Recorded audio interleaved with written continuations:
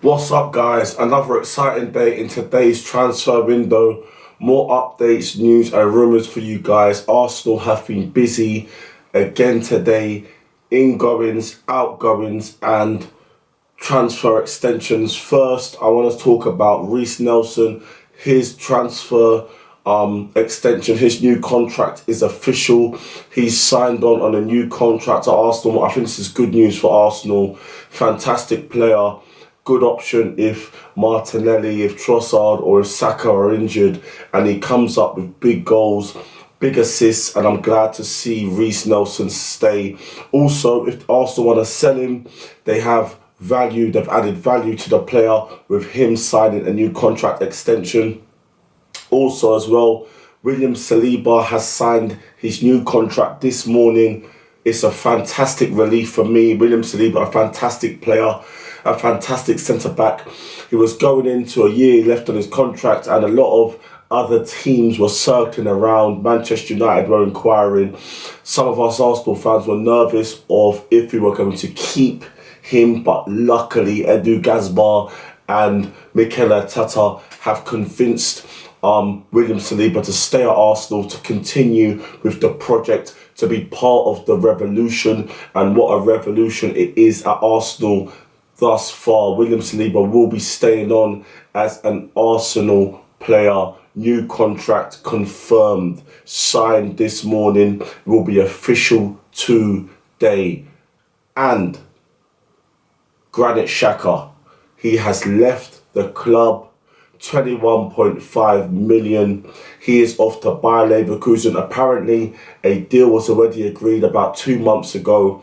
Arsenal being proactive with this, given the green light because we've signed Declan Rice and he'll be coming in this week. Medical on Friday. I just want to say, listen, Granit Xhaka has had ups and downs. I've not been his biggest fan during his career. I think his first season was fantastic. I think his last 2 seasons under Mikel Arteta, especially the most recent one last season, have been fantastic. Last season, getting 7 goals and 7 assists in that number 8 role. Very, very good return for Granit Xhaka. I want to wish him the best of luck in his new club, on his new journey. I would like to see him maybe stay for 1 more year. We're back in the Champions League. Maybe we can challenge for the title again and try and win a trophy.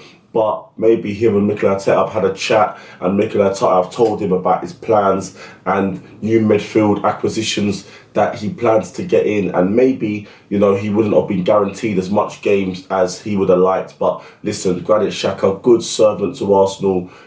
Thank you for your service. Always fit, never injured, always gives 100%, strong, always sticks up for his teammates, always willing to get in the battle. And one of the biggest things I like about him, like I've mentioned, he's always been fit, he's never injured, he's never on a treatment table. He can play more than 40 games a season, no problem, for club and country. And, I rate that very highly. So listen, Granit Xhaka, good luck in your new club, and thank you for your service at our beloved Arsenal Football Club. You're always going to be welcome back, I am sure, and you'll be welcome back with cheers and claps. Now, Declan Rice and Timber, they will be due for their medicals on Friday. So I've heard, so I've read. Exciting. Both those deals are done, and both of those players will be medicaled on Friday, and I'm sure they'll be announced this week. Get those players done. They'll be joining Kai Havertz, move on to other targets. I don't know if Thomas Partey is going to stay or leave the football club. You've seen that Mikel Arteta is ruthless, and he may be trying to make a younger, more dynamic midfield. If we've lost Granit Xhaka, and if we're going to lose Thomas Partey, yes, maybe a midfield of Havertz, Odegaard and Declan Rice would be good. But if one of them get injured, the drop-off is big in terms of the El Nene and, Jorginho. The drop-off isn't so big with Jorginho, but he's a year older. So if we're going to lose Partey and we're going to lose Xhaka, we're going to need 2 midfielders of the calibre of Lavia and Chouameni. So we've got quite a decent amount of money for Granit Xhaka. That can be reinvested in the club. we can get a decent amount of money for Thomas Partey if he leaves. If he stays, I'll be happy. If he stays, I think Lavia or Tchouaméni, one of them's enough. If Thomas Partey goes, I think that you need a Lavia and a Tchouaméni. You need two players to replace Granit Xhaka and Thomas Partey. At the moment, we need a player to replace Thomas Partey, to replace Granit Xhaka at the moment, because he's gone. And that should be the calibre of a Lavia or Tchouaméni. But if we lose Partey as well, we need two more midfielders of top quality in the door, and we still need, the likes of El Neni and Jorginho just in case for the rotation. So you need a big midfield with quality players when we're in so many competitions. So we're going to watch this space and see what happens there. But listen, Arsenal have been fantastic this transfer window thus far. We have to trust Mikel Arteta and we have to trust Edu Gaspar. They've been proactive. Most of their decisions so far have been correct during their time at Arsenal. Edu has learned quickly.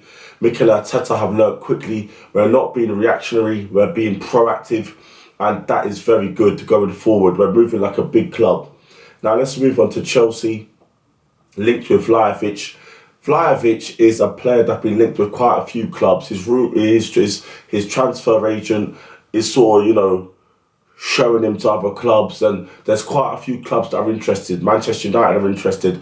Ourselves, Arsenal, we're interested in him. Chelsea are interested. We've all been in contact with his agent about a potential move for Dusan Vlahovic. I think, at his time at Juventus, he's not hit the same heights as he did at Fiorentina. With Juventus, some of their off-field problems, I think he wants to leave. Now, apparently, his preferred destination is Bayern Munich. They could do with a striker like Dusan Vlahovic. If they don't get Harry Kane, I see them probably going for Dusan Vlahovic. So there's about 4 clubs, maybe 5, that are hovering around Dusan Vlahovic and monitoring his situation. Arsenal are one of them. Would I like to see Dusan Vlahovic at Arsenal? Of course, why not? More firepower, more chance of us winning the league, more options. Get rid of Eddie Nketiah. I would like to see him go. I would like to see some money for him. Even if we're going to get Dusan Vlahovic, maybe get rid of Florian Balogun as well. Get some money for those two. And, Dusan Vlahovic and Gabriel Jesus competing for the number 9 position. That'd be fantastic. Competition for places raises players' levels. So let's see what happens with Dusan Vlahovic. Loads of clubs touted to want him. So let's see what happens in that department. Chelsea, also, loads of ins and outs going on there. They've got rid of a lot of players that they've needed to. There's still more to go that they need to get rid of to sort of trim that squad. Midfield is looking light. They have Enzo Fernandez, but they haven't really got much more in that position of real quality. To be honest with you, getting rid of Declan Rice, getting rid of Mason Mount, getting rid of Jorginho, getting rid of Kante. I mean, they still got the young kid Gallagher and Enzo Fernandez, but that's about it really. They got rid of Ruben Loftus-Cheek to AC Milan, so they do need midfielders. Caicedo is the main target for them. They've been touted to have him valued at around 75 million, but Brighton want 100 million, and I don't see Brighton selling him for anything less than that. Declan Rice went for 100 million over, Enzo Fernandez went for 100 million over, and they're going to think, you know what, Caicedo's as good as them, if not better, so they want 100 million plus. I do think Chelsea have got rid of so much wages, they've got money back. They've got money back from the players that they've sold, so I don't think money will be an issue. If they're trying to not, get their trousers pulled down like they have in previous transfers, and if they've, trying to learn quickly to try and be more, what's the word I'm looking for? More shrewd in a transfer window in terms of negotiations, then that's good. But I do think Caicedo, if Declan Rice and Enzo Fernandez are going for 100 million plus, I think that Caicedo should be going for that sort of money as well, and Brighton will think that as well. So we're going to see what happens there. But Chelsea do need a Caicedo. And if they've got a Caicedo alongside, you know, an Enzo Fernandez and a Gallagher as well, that looks like a pretty good midfield. Dynamic, young, energetic, and with real quality. So that's going to end today's video. I'll be back tomorrow for another one. So please, guys, all that good stuff, smash the like, share, leave a comment, and subscribe. And I'll see you tomorrow for another one. Peace.